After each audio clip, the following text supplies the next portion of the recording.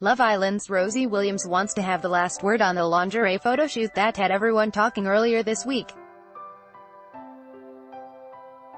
The most recent eliminated Islander caused a commotion when she and Megan Barton Hansen tried to get back at Adam Collard for toying with their emotions by posing for sexy photos in front of the villa.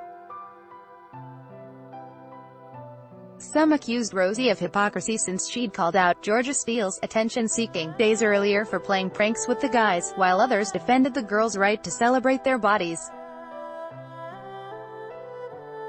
Advertisement. Continue reading below. Digital Spy and other media spoke to Rosie following her departure from the villa. She stood behind the intent of the photoshoot and insisted she'd had a brilliant time posing. There were photo shoots around the villa anyway, she added.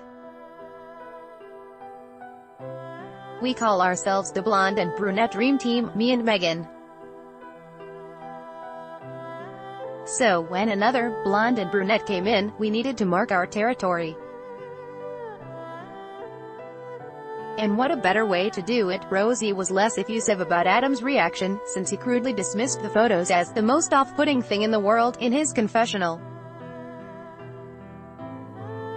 I think everyone has seen that Adam is unkind in more ways than one, so it doesn't shock me that he said that, she told us. It doesn't hurt anymore. I think he said enough to hurt me. Rosie was eliminated in Friday night's edition of Love Island, when new boy Sam Bird chose to couple up with Samira Mighty rather than her.